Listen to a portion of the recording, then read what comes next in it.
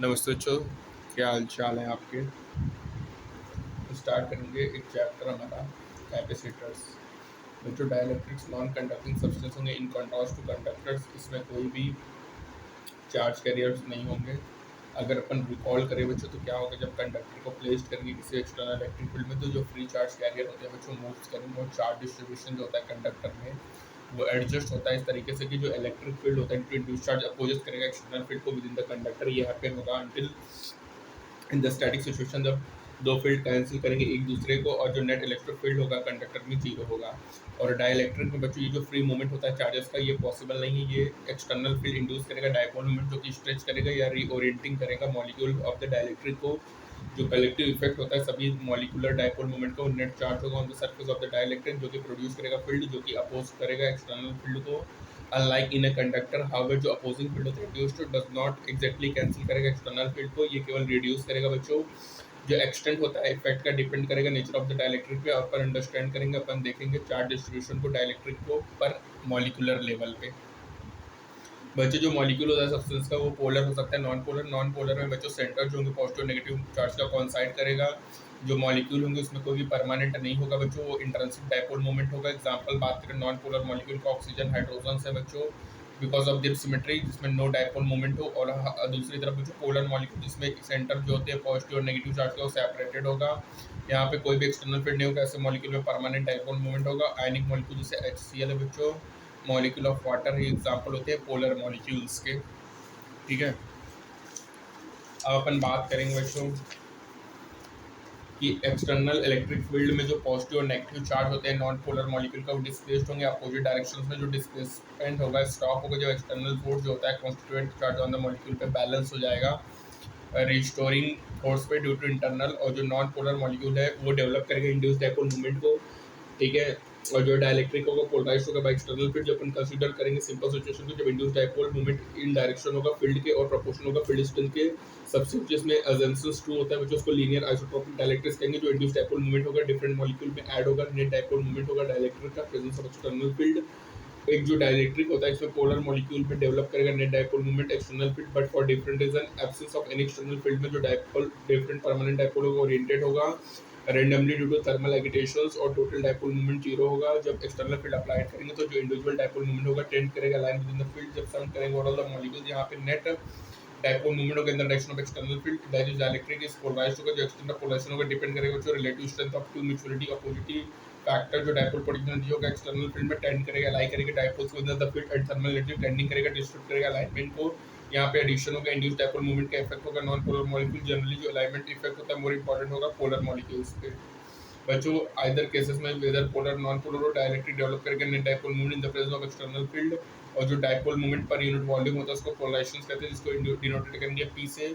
और बच्चों linear isotropic dielectrics के लिए P equal to epsilon XC into E होगा। XC क्या होगा कैरेक्टरिस्टिक ऑफ डाइलेक्ट्रिक होगा और इसको अपन इलेक्ट्रिक ससेसिबिलिटी कहेंगे डाइलेक्ट्रिक मीडियम का।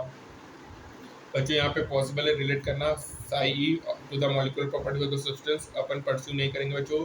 अब क्वेश्चन ये है कि कैसे पोलराइज्ड डायरेक्टली मॉडिफाई करेंगे ओरिजिनल एक्सटर्नल फील्ड को और कंसीडर करेंगे सिंपलिसिटी एक रेक्टेंगुलर डाइलेक्ट्रिक स्लैब होगा जो कि प्लेस्ड होगा uniform external field E naught में पैरेलल होगा टू ऑफ इट्स फेसेस जो फील्ड कॉज करेगा uniform polarisation P of the dielectric. और जो एवरी वॉल्यूम एलिमेंट होगा बच्चों स्लैब का उसमें dipole movement P delta V in the direction of field होगा। जो वॉल्यूम एलिमेंट डेल्टा V है मैक्रोस्कोपिकली स्मॉल होगा कंटेन करेगा very large number of molecular dipole. और एनीवेयर इनसाइड द डाइलेक्ट्रिक जो वॉल्यूम एलिमेंट होगा उसमें कोई भी नेट चार्ज नहीं होगा बच्चों, it has net dipole movement होगा। ऐसा इसलिए होगा क्योंकि जो पॉजिटिव चार्ज होगा वन डायपोल का क्लोज होगा नेगेटिव चार्ज से डिफरेंट डायपोल। और जो सरफेस ऑफ द डाइलेक्ट्रिक और normal to the electric field होगा यहाँ पे इंडिविजुअली एक नेट चार्ज डेंसिटी होगा।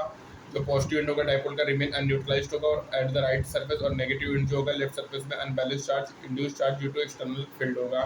जो पोलराइज्ड डाइलेक्ट्रिक होता है इक्विवेलेंट होगा दो चार्ज सरफेसेस का जिसमें इंड्यूस चार्जेस होगा density sigma plus sigma minus sigma P। जो फील्ड प्रोड्यूस होगा दिस चार्जेस में उसमें अपोज करेंगे एक्सटर्नल फील्ड को। जो टोटल फील्ड होता है डाइलेक्ट्रिक में वो रिमूव्ड होगा केस में जब दो डाइलेक्ट्रिक प्रेजेंट होगा। और अपन नोट करेंगे कि सरफेस चार्ज डेंसिटी जो होता है अराइज होता है फ्रॉम बाउंड से not free charges in the dielectric.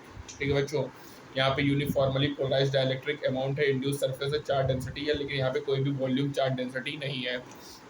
बच्चों कैपेसिटर और कैपेसिटेंस की बात करेंगे बच्चों, तो जो कैपेसिटर होता है उसमें दो कंडक्टिंग सेपरेटर होगा इंसुलेटर से कंडक्टर चार्ज होगा Q1 Q2 और पोटेंशियल V1 V2 होगा।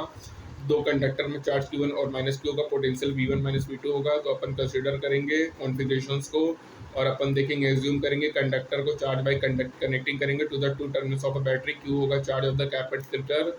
बच्चों जो चार्ज होता है और ऑफ द कंडक्टर, जो टोटल चार्ज होता है कैपेसिटर में वो जीरो होता है।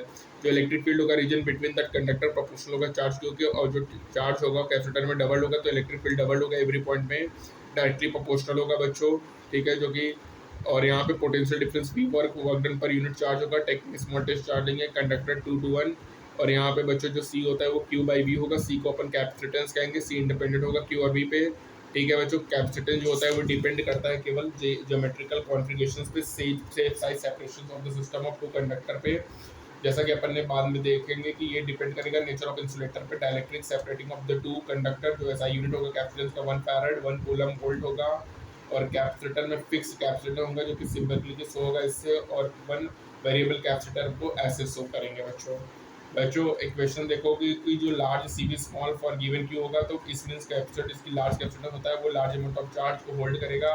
रिलेटिव स्मॉल बी होगा, ये प्रैक्टिकल इंपॉर्टेंस है कि जो हाई पोटेंशियल डिफरेंस एम्प्लाई करेगा strong electric field around the conductor. एक स्ट्रॉन्ग इलेक्ट्रिक फील्ड आयोनाइज करेगा सराउंडिंग एयर को, एक्सलेट करेगा चार्ज को, प्रोड्यूस करेगा अपोजिट चार्ज प्लेट्स को, न्यूट्रलाइज करेगा चार्ज को कैपेसिटर प्लेट पे लीस्ट पार्सली। साथ ही साथ बच्चों जो चार्ज होते हैं कैपेसिटर का वो लीक होगा away due to the reduction होगा insulating power of the intervening media. जो मैक्सिमम इलेक्ट्रिक फील्ड होता है dielectric medium can be the system without break down, उसको बच्चों डाइलेक्ट्रिक स्ट्रेंथ कहते हैं यहाँ पे, जो कि 3 × 10⁶ वोल्ट पर मीटर होगा। Separation between conductor of the order 1 centimetre, जो फील्ड करस्पॉन्ड होगा पोटेंशियल डिफरेंस 3 × 10⁴ वोल्ट होगा बिटवीन द कंडक्टर। और thus for a capacitor to store a large amount of charge without leaking its capacitance बच्चों high होगा, so that the potential difference और electric field exceed ना हो break down limit से। और जो डिफरेंसली यहाँ पे लिमिट होगा कि अमाउंट ऑफ चार्ज जो कि स्टोर होगा गिवन कैपेसिटर में without significant leaking. In practice बच्चों एक फैराड वेरी बिग यूनिट होगा, जो मोस्ट कॉमन यूनिट होता है 1 microfarad 10⁻6 farad, 1 nanofarad 10⁻9, 1 pico 10⁻12 farad. Besides its use in storing charge. एक कैपेसिटर के एलिमेंट होगा मोस्ट सर्किट में विद इंपॉर्टेंट फंक्शन होगा, जिसको अपन डिस्क्राइब करेंगे चैप्टर नंबर 7 में बच्चों। ठीक है, तो बच्चों याद रखिएगा डाइलेक्ट्रिक कांस्टेंट जो होता है एयर का वो 3 × 10⁶ वोल्ट पर मीटर होता है बच्चों। ठीक है बच्चों, याद रखिएगा 1 फैरड 1 कूलम वोल्ट होगा। ठीक है, 1 microfarad 10⁻6 farad, 1 nanofarad 10⁻9 farad, 1 pico 10⁻12 farad होगा बच्चों। ठीक है, C is equal to Q by V होगा। C क्या होगा, कैपेसिटेंस ऑफ द कंडक्टर होगा। C independent Q by V होगा। ये केवल डिपेंड करेगा ज्योमेट्रिक कॉन्फ़िगरेशंस पे, shape size separation of the system पे बच्चों। ठीक है, ये डिपेंड करेगा नेचर ऑफ इंसुलेटर पे। Dielectric separating the two conductors होगा। ऐसा यूनिट क्या होगा बच्चों, 1 फैरड 1 कूलम पर वोल्ट होगा। ठीक है, ये आपको बता दिया बच्चों, और आपको बता दिया polarization vector epsilon not psi into E होगा। साई क्या होगा, कांस्टेंट कैरेक्टरिस्टिक और डाइलेक्ट्रिक, और इसको अपन इलेक्ट्रिक सस्पेंसिबिलिटी कहेंगे डाइलेक्ट्रिक मीडियम का।